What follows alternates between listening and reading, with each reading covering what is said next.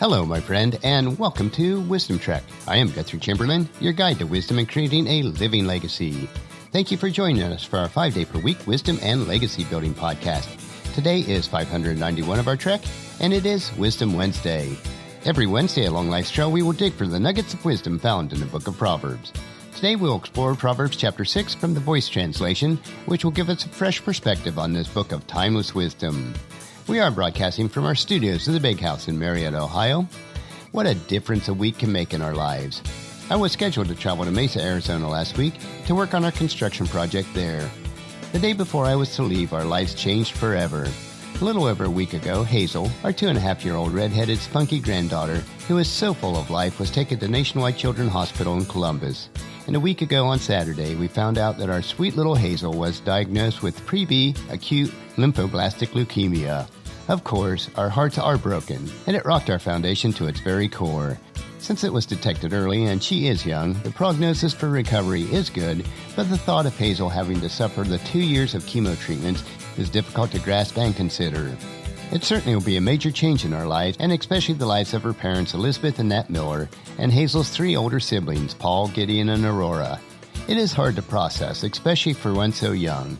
But we are certain that God is in control of this situation as He is in all of our situations of life. We will be much more involved in Elizabeth, Nat's, and the grandchildren's lives as we assist them and as we all adjust to a life that is no longer what our normal was. Fortunately, Nat's parents also live locally, and they are very involved with the grandkids. We would like to ask you to pray for Hazel and her tribe, and also for us as grandparents, as we would have the wisdom, insight, and understanding to make prudent choices and to be able to help wherever is needed. As we explore Proverbs chapter 6 today, Solomon instructs us to be wise. But Solomon puts it pretty bluntly when he says, "Don't be a fool." This chapter incorporates the 9th speech of the father to son, and there is a trove of wisdom gold in here. And as you listen to it, look for the words such as snare, caught, hunter, fowler, robber, capture, and thief. According to the father, there are 4 hunters out there looking to ambush your soul and rob you of the rich and satisfying life. First of all, we want to beware of the first robber, which is debt, in verses 1 through 5. The father warns his sons of the dangers of financial liability, even if it's to help out a friend. Stepping into debt is like stepping into a trap. Don't sign your name, he says. If you do, get yourself out of the situation with dogged persistence, to the point of exhaustion, and escape like a gazelle or a bird, 2 animals that exhibit swift speed. The second hunter that is ready to ambush us is laziness, found in verses 6 through 11. Here the father tells his son that poverty will come upon him like a robber if he doesn't learn to work hard. Check out the ants, he says, pointing out the diligent ways that these insects store provisions for their future. Solomon, as 1 Kings chapter 4 verse 33 indicates, he is a skilled zoologist who drew many lessons from the world of animals.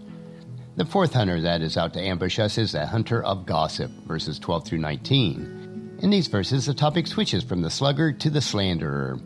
Both are deemed to be worthless people, but the latter receives the father's harshest criticism. Verses 16 through 19 catalog a list of things that the Lord hates, culminating with someone who creates relational disharmony. And the 4th hunter who's out to ambush us is that of lust, verses 20 through 35. This last warning takes the form of a speech. Once again, we encounter the adulteress, the woman who will hunt you down, the father says, and capture her prey with her eyelashes. Don't be fooled, there is only pain from engaging with her. In other words, the father asks a rhetorical question. Can a man walk on hot coals without his feet being scorched? The uniting theme of this chapter is the father's encouragement to maintain a healthy distance from these sly hunters. To give in to them is to forsake freedom and give way to calamity. What temptations are you prey to today? Surrender them to God with a humble heart, and remember that the father said, correction and instruction are the way to life. So listen up now and pay attention as I share Proverbs chapter 6. My son, if you risk your family's future to put up collateral for the debts of an acquaintance, if you seal your commitment with a handshake to someone without first knowing the value of his word, then your words may well be the trap that snares you. Your promises may seal your fate. You can't be sure to whom you hitched your future. So, my son, save yourself. Here's what you need to do. Go to the person who became your master with a handshake, humble yourself, and plead your case. Do not sleep. Don't even rest your eyes until you deal with this. Get out as quickly as possible, as a gazelle runs from the hand of a hunter, as a bird takes off from the grip of a fowler. Take a lesson from the ant, you who love leisure and ease. Observe how it worked, and dare to be just as wise. It has no boss, no one laying down the law telling them what to do, yet it gathers its food through the summer and takes what it needs from the harvest. How long do you plan to lounge your life away, you lazy fool? Will you ever get out of bed? You say, a little sleep, a little rest, a few more minutes, and a nice little nap. But soon poverty will be on top of you like a robber. Need will assault you like a well-armed warrior.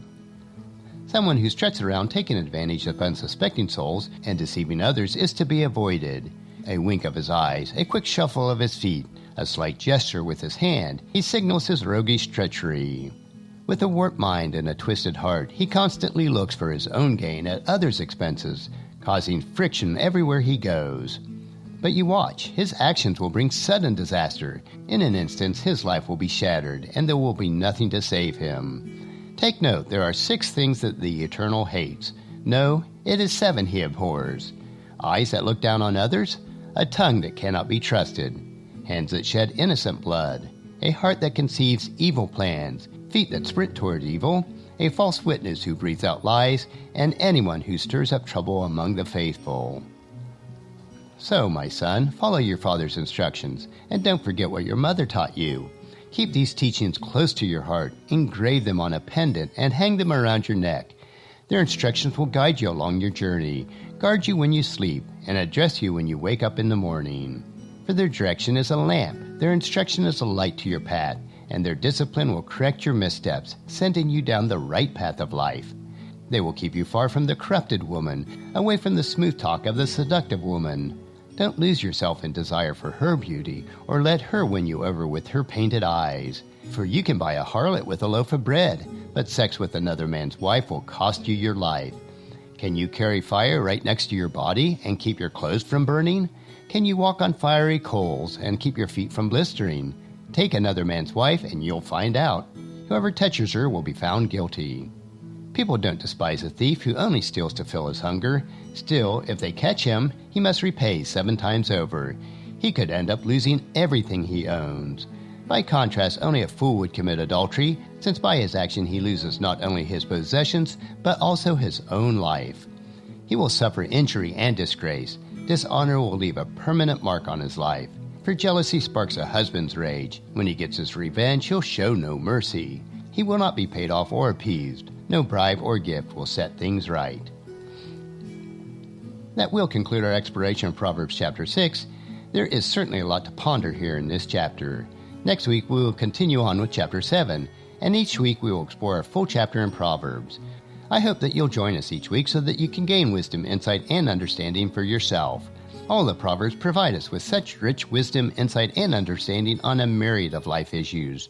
And regardless where you are on your faith walk, if the precepts in Proverbs are followed, your life will be rich and satisfying. I encourage you to take them and plant the seeds of wisdom into your heart so that you'll reap a harvest of wisdom throughout your life. Tomorrow we will hike another short trail on our Wisdom Unplugged series where we will discover an inspirational wisdom quote.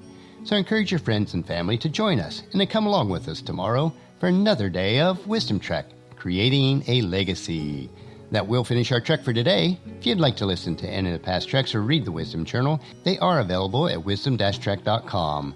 You can also subscribe to iTunes or Google Play so that each day's trek will be downloaded to you automatically.